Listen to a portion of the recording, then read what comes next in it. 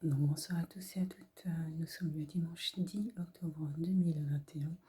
Et à vrai dire, je ne sais pas quelle heure il est. Il doit être dans aux environs de 2h50.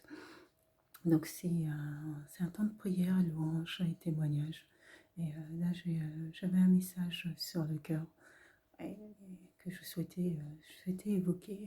Et donc, en fait, il n'y a pas véritablement de thématique.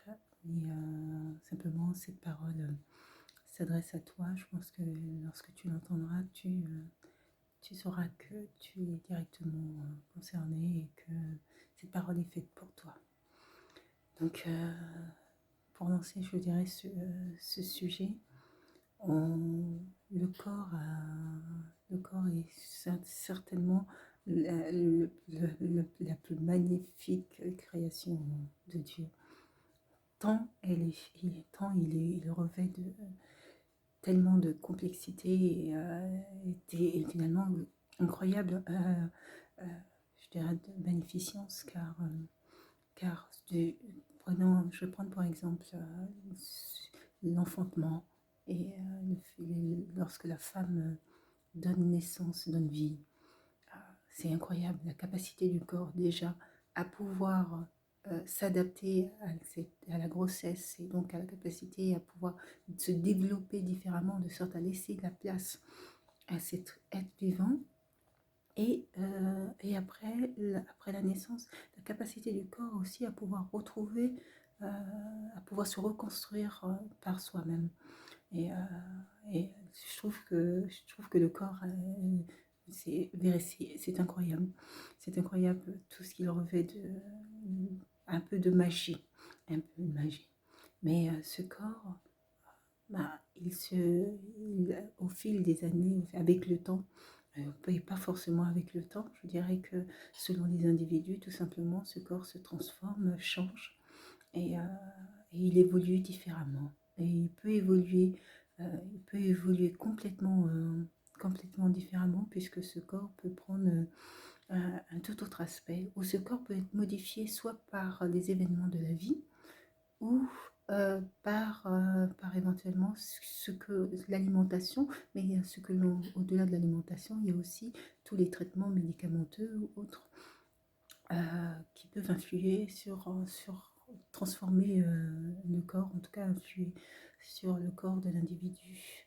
Et lorsque ce corps se transforme et que, j'ai envie de dire, la personne est préparée et connaît les effets éventuellement, euh, c'est différent. Mais lorsque cet effet est dû à des événements extérieurs non voulus, ça prend une toute autre perspective et une toute autre tournure.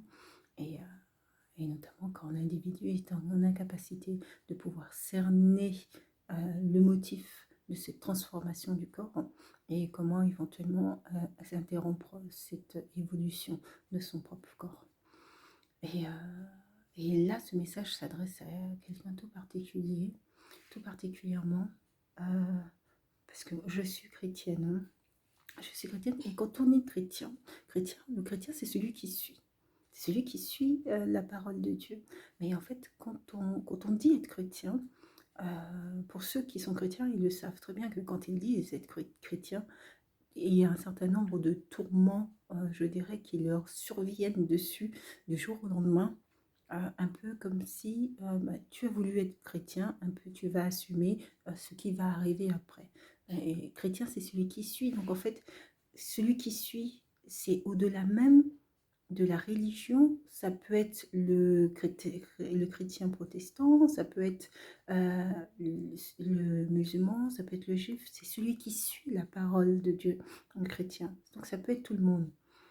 Et, lorsque je disais donc que lorsque finalement ce corps se transforme et revêt une apparence différente, la réalité et la réalité, parce que j'aime la franchise généralement.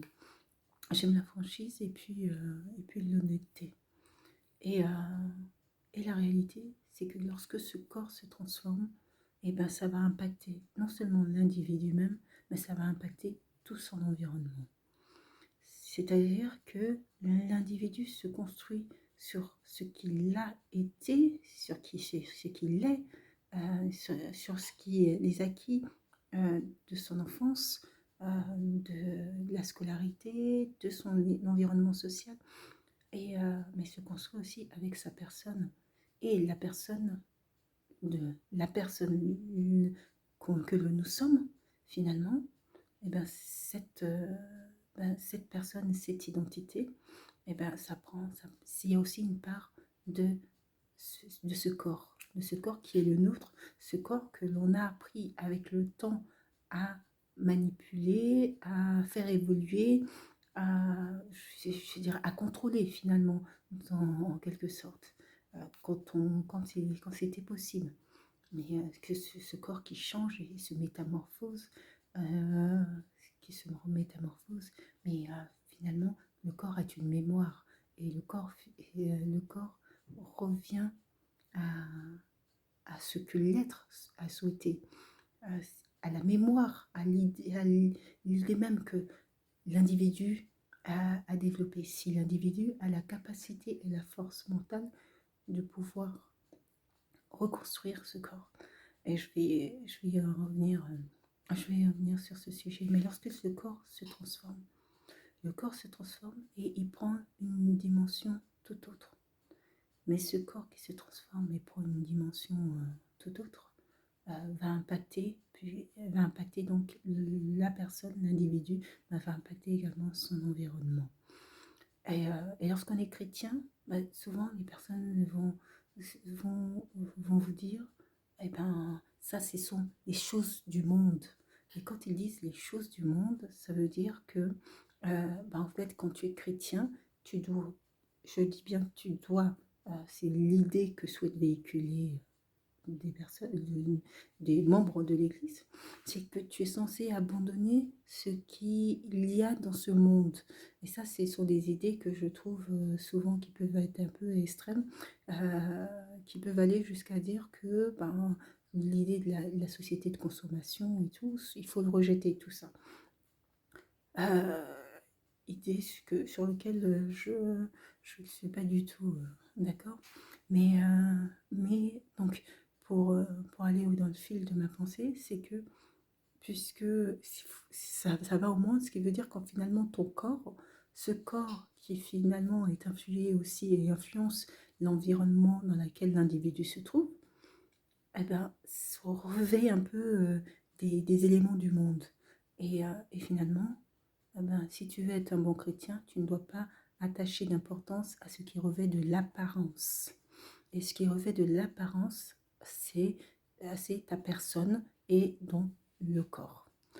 Euh, Ce qui fait que le bon chrétien, la bonne chrétienne n'est pas celle qui est censée s'attacher à ce qui revêt de l'apparence, c'est-à-dire du corps et de l'extérieur, de manière globale. L'Église est faite d'une multitude de personnes et de personnalités. Et moi, je suis bien heureuse quand je vois à l'Église que pour aller à l'Église, des personnes se mettent en tenue d'apparat et elles sont très bien habillées pour aller à l'église. Je trouve que si en effet on prend le temps et le soin de prendre soin de nous pour aller au travail, c'est qu'on peut trouver aussi ce temps pour aussi prendre du temps pour se préparer pour aller aussi à l'église. Et, et donc cette apparence, ce qui fait que beaucoup de jeunes filles, lorsque ce corps se transforme, n'osent pas finalement, n'osent pas dire que ça leur pose une difficulté, puisque ça ne serait pas chrétien. Ça ne serait pas chrétien, parce que le bon chrétien, c'est celui qui accepte. Qui accepte que son corps se transforme. Ça serait entre parenthèses la volonté de Dieu. Je dis bien entre parenthèses la volonté de Dieu. Et donc, elles ne disent rien et elles vivent avec, elles font comme si de rien, elles évoluent avec, alors qu'en fait, à l'intérieur, ça commence, je dirais, à créer des tourments. Sauf que ce corps qui influence l'environnement, influence son environnement, mais influence aussi son environnement familial, donc le foyer dans lequel la personne se trouve. Euh, J'essaye de un peu schématiser. Ce que je veux dire par là, c'est que l'homme, l'époux qui voit son épouse dont le corps se transforme, euh, est forcément impacté par, par cette transformation du corps. Et, et d'autant plus si l'épouse est dans l'incapacité de pouvoir interrompre, interrompre ce changement. C'est ce qui veut dire que ça influe sur le foyer. Et vous savez, quand souvent les difficultés ont tendance à se cumuler simultanément, et les difficultés se cumulant simultanément, euh, non seulement l'individu voit son corps se transformer de manière dont elle ne l'a pas souhaité, mais en plus de ça, elle va voir petit à petit tout son environnement changer parce que son environnement finalement était impacté par cette apparence. Et elle va ressentir, et son environnement va lui faire ressentir. Et là, elle va voir la différence. Dans le sens où elle va voir la différence entre, d'une part, quelque part, ceux qui, entre guillemets, attendaient ce moment où ils allaient pouvoir utiliser comment je pourrais formuler ça, ce moment où ils allaient pouvoir utiliser cette baisse d'énergie, de morale, cet affaiblissement de l'individu contre elle. C'est-à-dire que la transformation du corps est aussi l'opportunité pour d'autres de pouvoir faire plonger l'individu encore plus. Et ça peut se constater souvent, même au sein de l'Église. L'Église n'est pas un monde à part, et l'Église est faite d'êtres humains, et d'êtres humains qui regorgent de multitudes je dirais, de sentiments, et qui ne sont pas toujours exprimés, ou qui sont dissimulés. Et donc ça sera l'opportunité même au sein de l'Église de pouvoir utiliser cette transformation contre la personne, pour ceux qui n'attendaient que cette opportunité. Alors que les amis, les véritables amis, sont ceux qui, bien avant, qui avaient constaté ça et qui n'ont pas hésité à dire fais attention, méfie-toi. Mais c'est pas parce qu'ils sont dans l'apparence, c'est parce qu'ils sont dans la bienveillance et que leur souhait, c'est méfie-toi parce que ça va impacter ton état de santé, parce que ça aura de l'incidence après surtout toute ta vie. C'est dans ce sens-là que méfie-toi, c'est une question de bienveillance. Et les véritables amis, c'est ceux qui sont aussi en capacité de dire mais fais attention. Et finalement, ceux qui disent oh mais c'est Dieu qui a voulu, oh t'es bien ma chérie comme ça. Attention, attention, c'est pas forcément les mieux, j'irais ceux qui sont les plus bienveillants. C'est pas une question d'apparence, et c'est pas une question d'apparence. Au-delà même de l'apparence, c'est aussi une question de bien-être global. Le bien-être tant au niveau psychologique que le bien-être physique de la personne.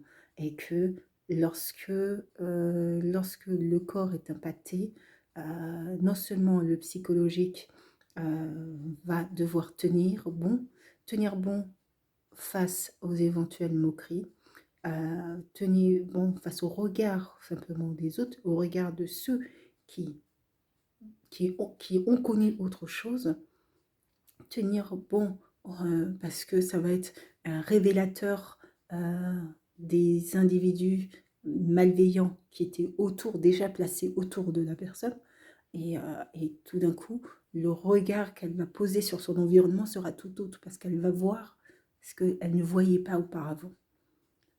Tenir bon parce qu'il va falloir plus que jamais comprendre et avoir le courage de se dire que là, elle va se retrouver toute seule.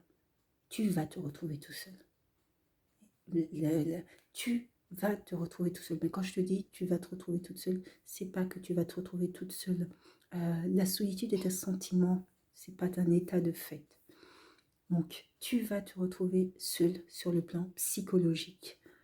Parce que pour pouvoir surpasser ça, il va falloir regagner de l'estime de soi.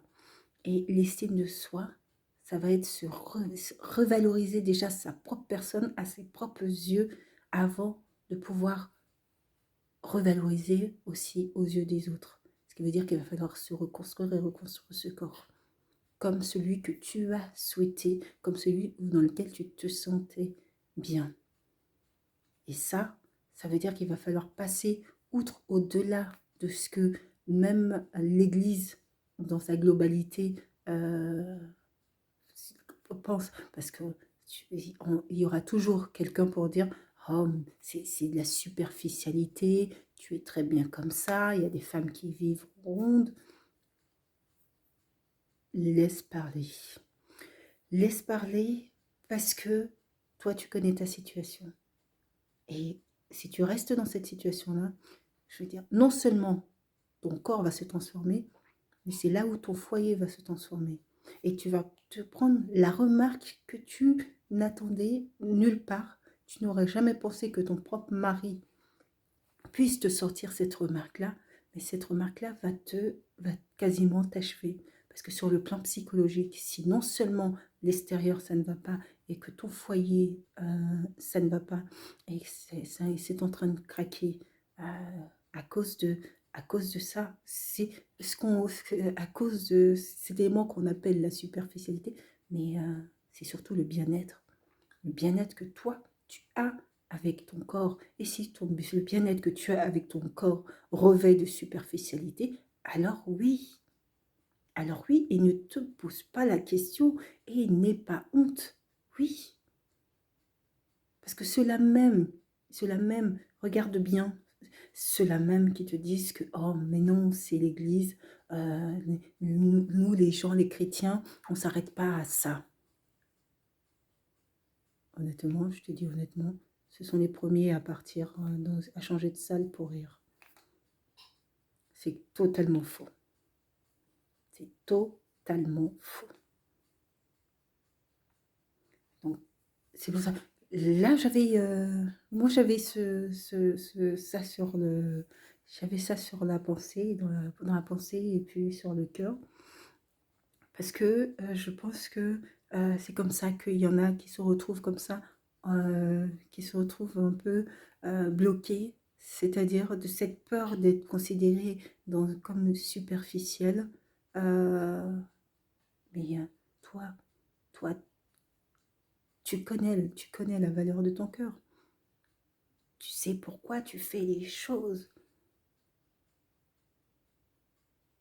Si ton corps se transforme, même tes enfants, quand le mal, je dirais, quand le mal se déchaîne,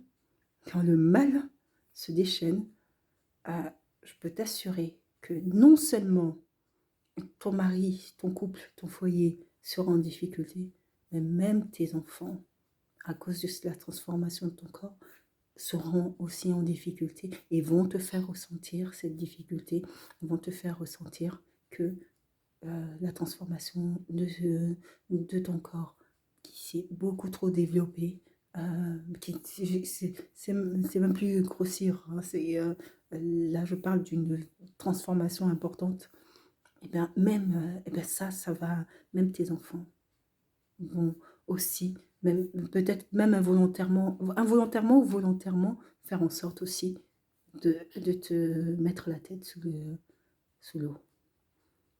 Donc tu seras seul. Tu seras seul et tu seras seul à mener ton combat et tu seras seul également à avancer tant que tu n'auras pas abouti au résultat que tu souhaites. Et c'est après, quand tu auras abouti, que tu verras la différence.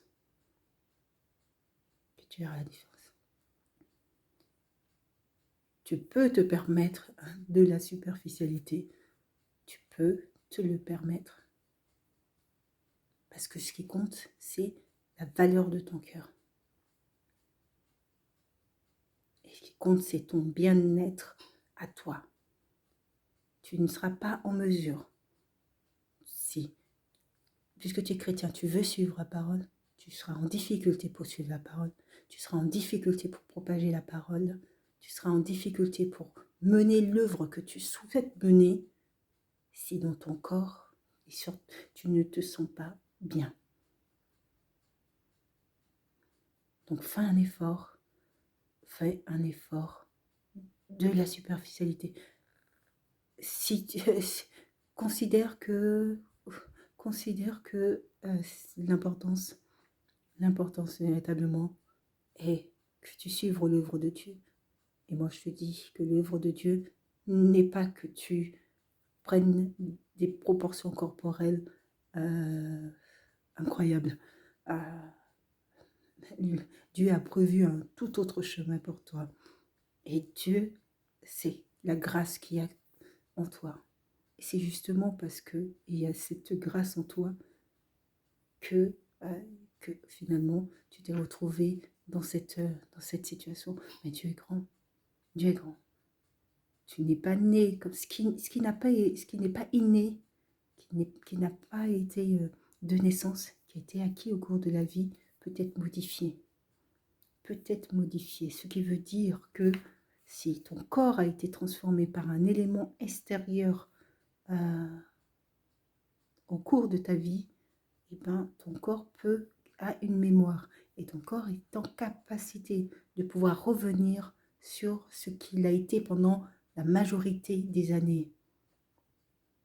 Ce qui veut dire que si tu n'avais pas un corps hyper, je dirais, enrobé pendant la majorité de ta vie, eh ben, ton corps n'oublie pas et tu seras en capacité de pouvoir travailler ton corps et de pouvoir le modeler et revenir à ce que tu souhaites et dans le corps où tu te sentiras le mieux-être. Le mieux-être. Ne fais pas croire parce que c'est bien vu de faire croire que on assume ses rondeurs alors que en fait tu en souffres. Mais sauf que comme cette évolution corporelle n'est pas due à ton fait, si tu n'interromps pas ça, si tu ne trouves pas le moyen de trouver quelle est la source et de modifier toute ton alimentation, ce n'est pas arrêter de manger, attention, il faut manger. C'est modifier ton alimentation, comprendre d'où peut éventuellement provenir ce changement, modifier l'alimentation pour te permettre de pouvoir accéder au corps que tu souhaites. Mais tu seras seul sur le plan psychologique, je le précise bien, c'est la solitude est un état d'esprit et pas un état de fait. Voilà. Je propose d'écouter cette chanson. J'espère que cette parole fera changer la personne qui entendra et à qui ça s'adresse, fera changer ta position, te fera évoluer pour comprendre que ce que les autres appellent la superficialité, c'est surtout comment contraindre et obliger une personne et la bloquer en fait. La bloquer, c'est-à-dire que comme tu ne souhaiteras pas apparaître comme superficiel, eh ben tu vas préférer conserver ce que on va te faire croire que c'est la volonté de Dieu qui voulait que tu sois comme ça, alors que ça provient d'un élément extérieur qui a modifié, sans que tu le saches, ton corps. Donc, je te propose d'écouter cette chanson qui s'intitule « Tu ferais un chemin ». Nadège Jean.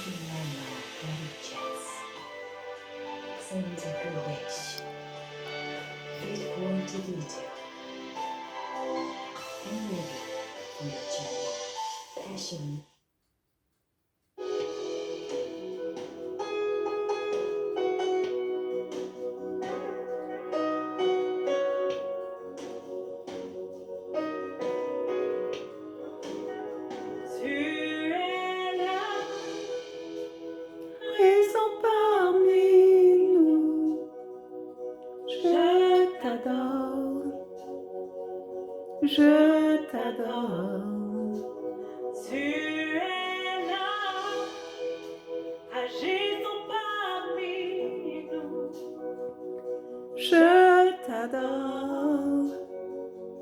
je t'adore.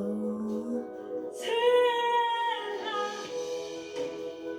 raison parmi nous. Je t'adore. Tu es là, agissant parmi nous. Je t'adore.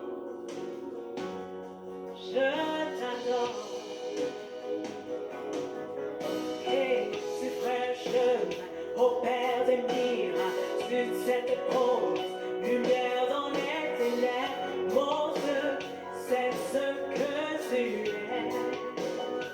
Oh yes, tu ferais chemin au Père des miracles, sur cette promesse, lumière dans les ténèbres. Mon Dieu, c'est ce que tu es. Tu es là, raison parmi nous. Je t'adore.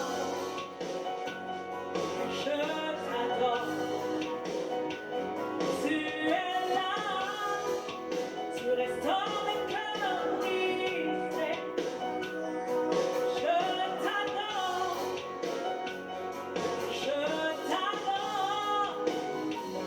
Tu es là, transformant nos vies. Je t'adore.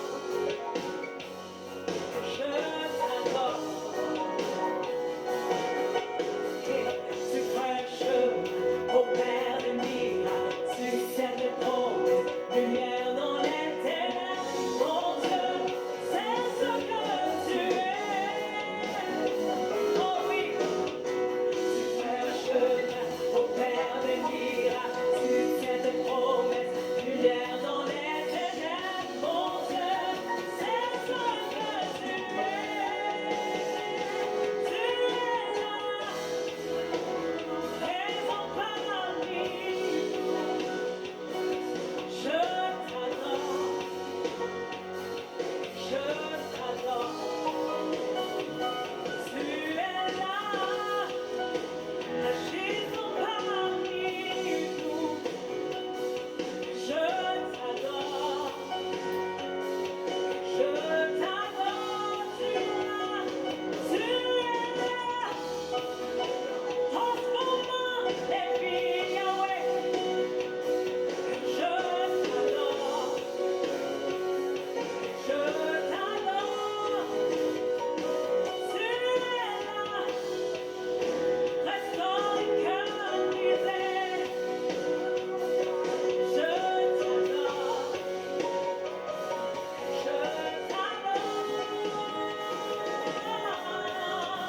Tu fais un chemin au Père des miracles, tu tiens de promesses, lumière dans les ténèbres. Mon Dieu, c'est ce que tu es. Alléluia, tu fais un chemin au Père des miracles, tu tiens de promesses, lumière dans les ténèbres. Mon Dieu, c'est ce que tu es. Oh yeah, tu fais un chemin au Père des miracles, tu tiens de promesses, lumière dans les ténèbres. Mon Dieu, c'est ce que tu es. Alléluia. Oh yeah, tu fais un chemin au Père des miracles, tu tiens de promesses, lumière dans les ténèbres. Mon Dieu, c'est ce que tu es. Mon Dieu, C'est ce que tu es. alléluia. Oh, Dieu de concis, c'est ce que tu es. Dieu des miracles. Mon Dieu, c'est ce que tu es. Oh yeah, oh yeah.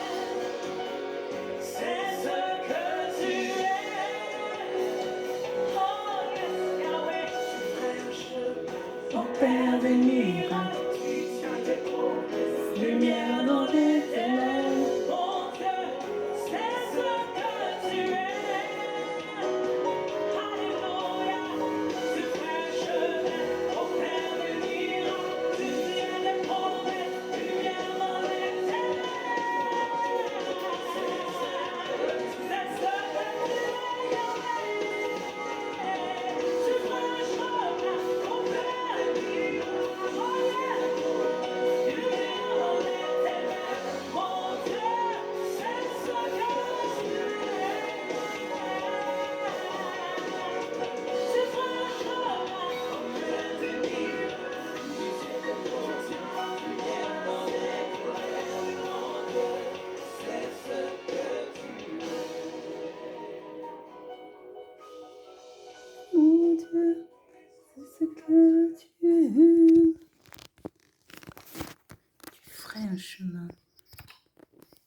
Dieu veut ton bien. Dieu veut ton bien. Et, euh, et Dieu veut que tu sois pleinement heureuse, que tu sois épanouie et que tu sois en bien, bien avec toi, à l'intérieur, à l'extérieur. Euh, tu es une perle et une perle qui ne doit aucunement se refermer, mais une perle qui doit éclore et éclore encore plus. Je pense que tu es une perle qui a brillé dès l'enfance. Dès l'enfance, on voyait que tu serais une merveille et, et tu as grandi et tu as bien grandi dans la foi et peut-être même que tu t'es peut-être un peu trop exposé sur le plan de la vie intime. Et c'est ce qui certainement a fait que tu as été, je pense que tu as été un peu la cible. Euh, mais tu es une rare beauté et je crois que Dieu, Dieu n'a pas envie de te laisser, il n'a pas envie de te voir t'éteindre. Dieu veut au contraire que tu réussisses et que, euh, que tu sois bien avec toi. Et pour être bien avec toi, il va te falloir ce que le monde appelle finalement un peu de superficialité. Mais, mais tu peux te le permettre, c'est un peu de superficialité parce que tu as un tel éclat que tu peux te permettre un peu de superficialité. Euh, je voudrais prier pour toi. Je voudrais prier pour toi parce qu'en fait, je dirais que ça a été une forme de révélation et il fallait que je fasse cette vidéo pour te dire ce que je pense moi. Euh, et je voudrais prier maintenant. Seigneur mon Dieu, je te rends grâce, je te remercie pour ce temps de prière, de louange, de consolation, Seigneur. Je te rends grâce et je voudrais prier de manière générale pour toutes les femmes qui sont confrontées à des situations complexes, difficiles, que ce soit dans leur foyer ou que ce soit à l'extérieur. Je voudrais prier pour toutes ces femmes qui souffrent dans leur corps, mais de manière sur le plan psychologique et également sur le plan physiologique. Je voudrais prier, Seigneur, parce que je sais que tu parviens à faire des miracles dans la vie des individus et tu peux faire des miracles dans la vie de femmes, Seigneur, qui ont foi et qui croient en toi, Seigneur.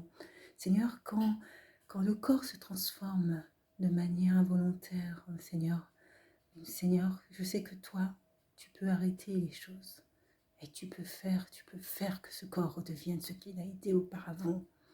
Seigneur, tu peux donner la force à les femmes de trouver le courage, même dans la solitude, de trouver le courage de pouvoir avancer et de retrouver le corps qu'elles souhaitaient et qu'elles souhaitent. Je prie, Seigneur, pour que tu puisses arrêter toutes les actions malveillantes, Seigneur, qui veillent justement à entraver le bon chemin que tu as prévu pour tes enfants, Seigneur.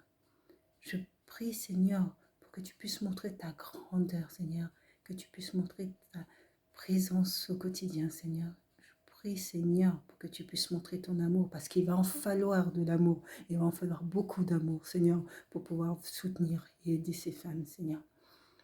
Je prie, Seigneur, pour que tu leur tendes la main, Seigneur, et qu'elles saisissent cette main tendue, Seigneur, pour pouvoir avancer et avancer là où elles souhaitent aller et non pas là où on souhaite les amener. Je prie, Seigneur, pour que tu leur donnes la force, Seigneur, que tu donnes une force extraordinaire et qu'on puisse voir ton miracle, Seigneur. On puisse voir ton miracle. Je sais que tu es bon. Je sais croire en toi, Seigneur. Tu fais des miracles dans la vie des individus. Tu transformes la vie des individus, mais tu transformes également leur environnement. Et tu arrives à faire des merveilles partout. Je te remercie, je te rends grâce, Seigneur, au quotidien, Seigneur. Je te remercie et je prie, Seigneur, pour toutes ces femmes, Seigneur, qui sont peut-être dans des situations difficiles, dans des foyers difficiles, ou victimes de violences conjugales, Seigneur, ou autres persécutions. Je prie, Seigneur, pour que tu leur donnes la force, Seigneur. Je prie, Seigneur, pour que tu mettes sur leur chemin des personnes qui vont leur tendre les mains, Seigneur, de sorte à pouvoir les aider à sortir de leurs difficultés, Seigneur. Seigneur, tu es bon et tu peux, Seigneur, faire des miracles dans la vie de ces femmes. Agis, Seigneur. Agis pour que leur vie change. Je prie, Seigneur, pour cette fille à qui s'adressait ce message, pour cette femme à qui s'adressait ce message. Je prie, Seigneur, pour qu'elle puisse recevoir ce message comme un message de bienveillance d'une personne qui se soucie d'elle. Je prie, Seigneur, pour que ce message puisse toucher son cœur et transformer sa vie, et qu'elle comprenne que dans cette solitude dans laquelle elle se trouve aujourd'hui, rien n'est terminé tant que ton amour est présent au quotidien, Seigneur. Je prie, Seigneur, pour qu'elle saisisse qu'avec ton amour, elle peut transformer les choses. Qu'elle trouve la force, Seigneur, qu'elle trouve la force de transformer sa vie, de retrouver la perle qu'elle était, qu'elle a toujours été et qu'elle est encore. Et cette perle que le mal cherche à éteindre, Seigneur, toi tu ne laisseras pas faire, Seigneur. Tu ne laisseras pas faire pour que sa vie soit transformée. Tu ne laisseras pas faire pour que tous puissent voir la grandeur, Seigneur, de ton nom, parce que tu es Dieu, au-dessus de tout, au-dessus de toutes les puissances, Seigneur. Tu es grand, tu es bon, tu es merveilleux, et tu feras des miracles dans sa vie, Seigneur. Tu redonneras de la joie dans son foyer, Seigneur. Tu redonneras de l'amour dans son foyer, Seigneur. Tu redonneras de la paix dans son foyer, Seigneur. Tu donneras, Seigneur, de l'amour, tellement d'amour autour d'elle, que, Seigneur, elle trouvera la force de pouvoir avancer. Sois béni, Éternel, pour ce que tu feras par avance, Seigneur. Sois béni, Seigneur, que ce message lui parvienne, Seigneur, et puisse toucher son cœur à jamais. Sois béni, Seigneur mon Dieu. Amen. Bonne soirée.